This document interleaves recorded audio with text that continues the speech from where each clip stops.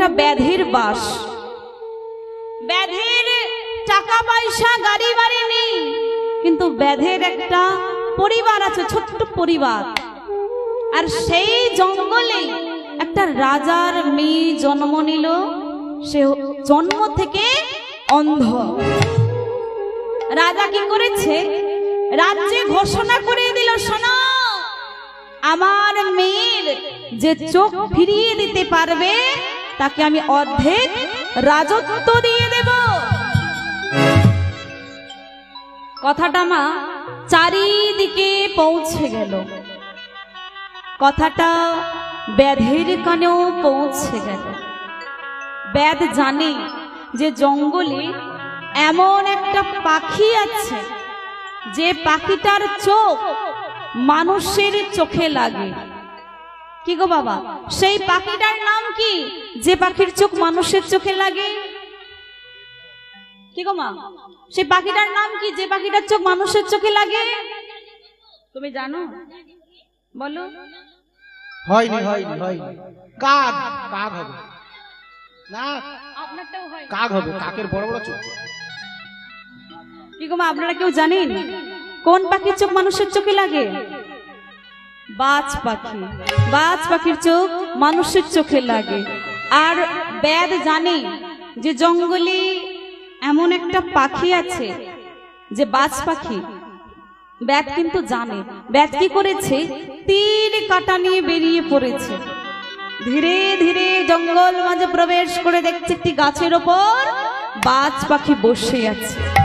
যেই না তীর কাঁটা দিয়ে মারতে যাবে, বাজ পাখি বারণ করলো যে আমাকে মেরো না, আমার মতো পাখি আরো অনেক আছে, ওদিকে যাও। কারণ গাছের ডালে আমি একা বসে নেই, আমার 100টা ছেলে আছে, তারা এখনো উঠতে জানে না, ছোট। আমি যদি মারা যাই ওরাও না খেতে পেয়ে মরে যাবে। কিন্তু বাবা, যার টাকার লোভ সে কি কারো কথা শোনে? শুনবে? বাজ পাখি হাজার বারণ করিল, বাজ পাখির কথা না শুনে তীরের কাঁটা দিয়ে যেই না বাজ পাখিকে মেরেছে, থরথর করতে করতে বাজ পাখি মাটিতে পড়ে গেল। তবুও কিন্তু হাতটা কাঁপলো না। যেই না মাটিতে পড়েছে, বাজের মুখের উপর পাটা তুলে তার তীরের খোঁচা দিয়ে চোখটাকে তুলছে। যেই না চোখটা তুলছে, বাজ পাখি চিৎকার করে বলল, শোনো, আমি তোমায় 1000 বার বললাম যে আমাকে মেরো না, তবুও তুমি আমায় মারলে। শোনো, আজকে আমি মরব, তবে শুনে রাখো, তুমিও কিন্তু অমর হয়ে আসোনি। তুমি কি ভেবেছ তুমি শুধু ভগবানকে ডাকো? আমরা ভগবানকে ডাকতে পারি না। শোনো, বৃন্দাবনী এখনো 2টো পাখি আছে যারা এখনো ভগবানকে ডেকে চলছে। তাদের নাম কি বাবা? সুখ আর সারি। তারা এখনো ভগবানকে ডাকছে। শোনো, রাবণ যখন সীতাকে হরণ করে নিয়ে যায়, জটায়ু পাখি বাঁধা দিয়েছিল। আর রাবণ যখন সীতাকে হরণ করে নিয়ে যায়, রামচন্দ্র যখন লঙ্কায় গেল, রাম সেতু তৈরি করেছিল হনুমান পশু জাতির দল। শোনো, তোমরা ভেবেছ তোমরা শুধু ভগবানকে ডাকো, আমরা ডাকি না। শোনো, বেঁচে থাকতেই আমার গলায় পাটা তুলে তীরের খোঁচা দিয়ে আমার চোখটা তুলবে, এর জন্য তোমায় আমি অভিশাপ দেব। শোনো, আমার প্রথম অভিশাপ হলো এই যে তুমি আমার চোখটা তুলে নিলে, কি হয়ে জন্ম নেবে আমি জানি না, তবে আমার এই অভিশাপে তুমি হবে জন্ম থেকে অন্ধ। আর শোনো, আমার দ্বিতীয় অভিশাপ হলো আমার 100টা ছেলের মায়া তুমি করলে না, আমার 100টা ছেলেগুলোকেও তুমি মারলে। আর এই দ্বিতীয় অভিশাপে তুমি হবে নিঃবংশ, সন্তান ধারণ করার ক্ষমতা তোমার মধ্যে থাকবে না। হরে কৃষ্ণ। যারা যারা এখনো সেবা করতে বাকি আছে ওখানে সেবা করে নিন, সেবা করে আবার হরিবসে আসুন। হরে কৃষ্ণ। যারা যারা সেবা করতে বাকি আছেন কেউ বাড়ি যাবেন না, সেবা করে আবার হরিবসে বসুন। হরে কৃষ্ণ। জনিতাই জয় গৌর। এই ব্যক্তিটি মা কে জানেন? এই ভক্তটি কে জানেন মা?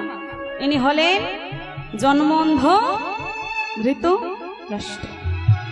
এইবার ধৃতরাষ্ট্র তো বলতে পারছে না গান্ধারীকে যে গান্ধারী তুমি যেটা চাইছো একটা সন্তান, আমি তোমায় দিতে পারবো না, কারণ সন্তান ধারণ করার ক্ষমতা ধৃতরাষ্ট্রের মধ্যে নেই। এবার দেখবেন মা, এই সংসারে মাই জগৎ মাঝে যে মায়ের সন্তান হয় না সেই মাকে কি আমরা ভালো চোখে দেখি? দেখি? সেই মাকে আমরা কি বলি? আমরা সেই মাকে কোনো ভালো জায়গায়, ভালো অনুষ্ঠানে, শুভ কাজে কি আমরা ডাকি? ডাকি না। গান্ধারী বলছে আমি তো এমন করে থাকতে পারবো না। শোনো স্বামী, তুমি আমাকে সন্তান না দিতে পারলেও আমি তোমাকে কিন্তু বাবা ডাক শোনাবো। কিভাবে গান্ধারী? শোনো স্বামী, দেখবি এই নারী জাতি একটা দেবতাকে ডাকে, যে দেবতা অল্পে সন্তুষ্ট হয়। সেই দেবতার নাম কি? ভোলানাথ। এইবার গান্ধারী বলছে শোনো স্বামী, আমি ভোলানাথের কাছে বর চাইব, তাকে ডাকবো, তাকে সন্তুষ্ট করে তার কাছে বর চাইব যেন একটা সন্তান আমায় দেয়। এই বলে গান্ধারী ভোলানাথকে ডাকছে। কেমন ভাবে? সত্যম শিব সুন্দরম সত্যম শিব সুন্দর, সত্যম শিব সুন্দর। ঈশ্বর সত্য হে, सत्य ही शिव है, शिव ही सुंदर है। ओ सत्यम शिव सुंदर, सत्यम शिव सुंदर। ईश्वर सत्य है, सत्य ही शिव है, शिव ही सुंदर है।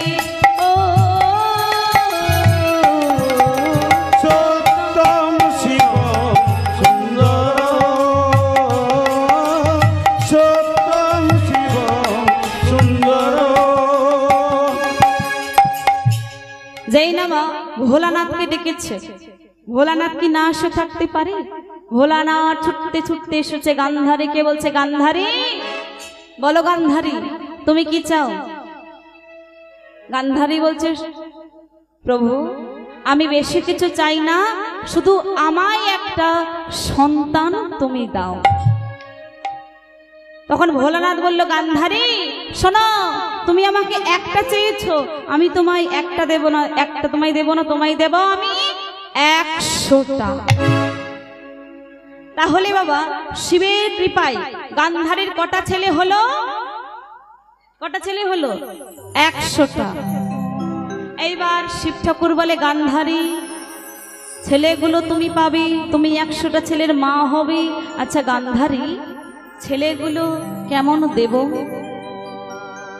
বলে প্রভু 100টা ছেলে যেন রূপবান হয়, 100টা ছেলে যেন ঐশ্বর্যবান হয়, 100টা ছেলে যেন শক্তিমান হয়, 100টা ছেলে যেন বলবান হয়, এইগুলো দিলেই হবে। এবার শিব ঠাকুর বলল শোনো গান্ধারী 100টা ছেলের মা হবে, কিন্তু চাওয়ার মতো চাইতে পারলে না বলে শেষ বেলায় একটা ছেলের কাছ থেকেও তুমি জল পর্যন্ত পাবে। শিবের কাছে বাবা চাওয়া ভালো, একটু বুঝে শুনে চাইতে হবে। গান্ধারী কি বলল? রূপবান হয়, গুণবান হয়, বলবান হয়, ঐশ্বর্যবান হয়, কিন্তু গান্ধারী একবারও বলল না যে আমার 100টা ছেলে যেন কৃষ্ণ ভক্ত হয়। চাইতে পারতে গান্ধারী একটা কৃষ্ণ ভক্ত সন্তান। দেখবেন বাবা এখনো এই গ্রামে কৃষ্ণ ভক্ত বাবা আছে বলি, দাদারা আছে বলি এমন একটা পূর্ণ হরিবাসরীর আয়োজন করেছেন, হরিনাম যজ্ঞের আয়োজন করেছেন। প্রত্যেকটা গ্রামে হরিভক্ত বাবা চাই, কৃষ্ণ ভক্ত দাদা চাই, মায়েরা চাই। দেখবেন হরিভক্ত ছেলে কোনো দিন বাবা মাকে কাঁদায় না। হরিভক্ত ছেলে বাবা মায়ের পাপের বোঝা নেয়। শোনো গান্ধারী এটাই হলো তোমার আজকে সবচেয়ে বড় ভুল। চাইতে পারতে একটা কৃষ্ণ ভক্ত সন্তান, শিবের কৃপায় গান্ধারীর 100টা ছেলে হয়েছে। ছেলেগুলো বাবা কি করে জানেন?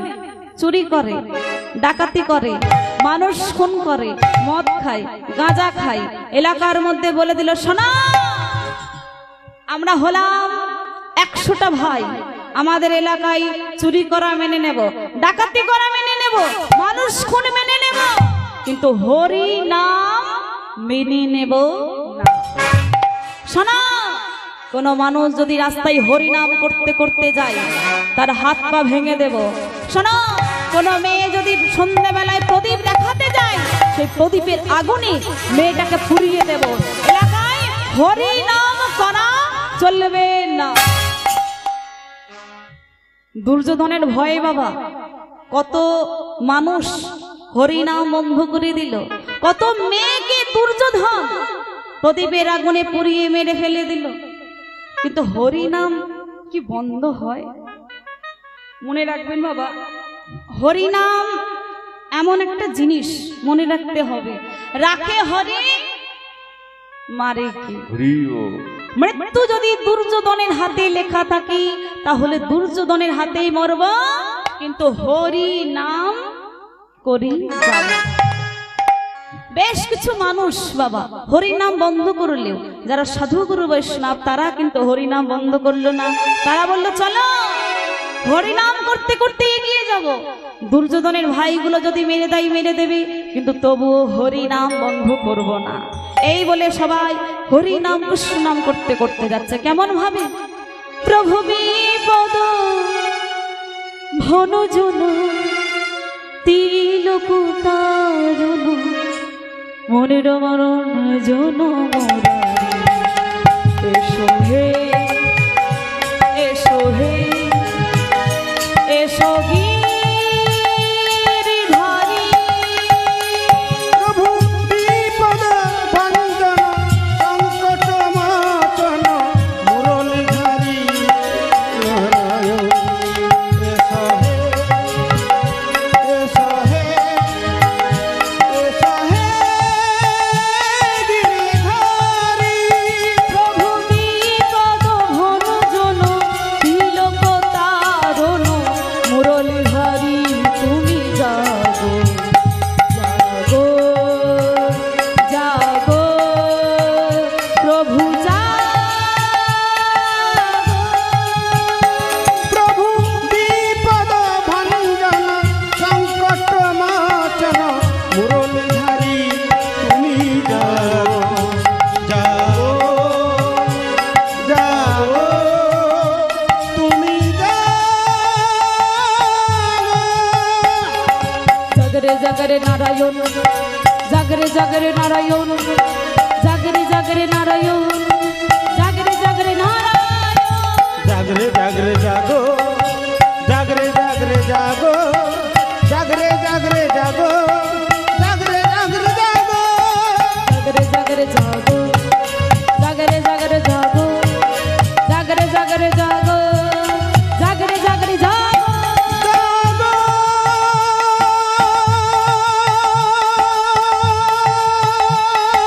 হরি হরি বল। তুমি জাগো, জাগো, জাগো, তুমি জাগো।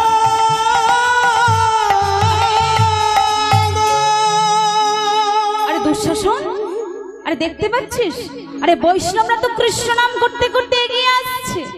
এক কাজ কর, ওদের সবাই হাত পাগুলো সব ভেঙে দে।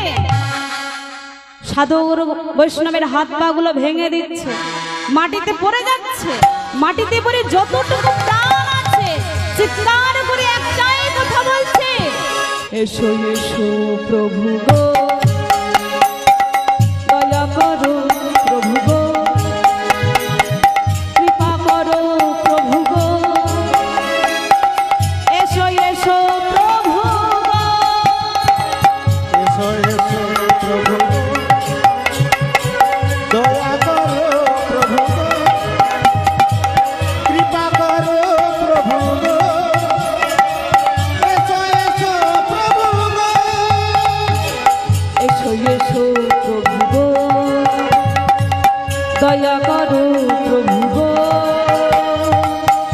কৃপা করো প্রভু গো,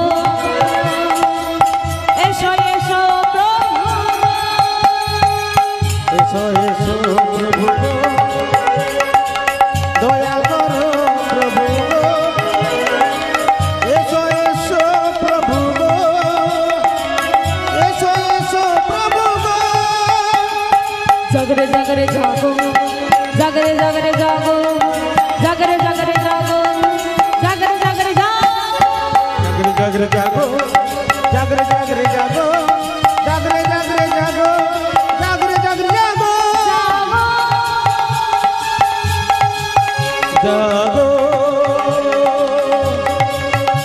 জাগো তুমি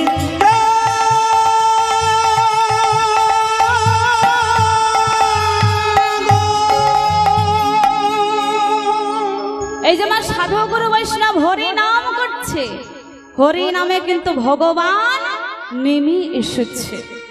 হরি নামে, হরি নামে, এই যে হরি নাম হচ্ছে, হরি কিন্তু নেমে এসেছেন। কোথায় নেমে এসেছে না আফগানিস্তানের মাটিতে সুবলের বন্ধু কৃষ্ণ হয়ে। এইবার মা গান্ধারীর বিয়ে হয়ে গেছে 20 বছর। গান্ধারী বলেছিল যে আমার শ্বশুর বাড়িতে কেউ যাবে না, তাই কেউ 20 বছর আসেনি।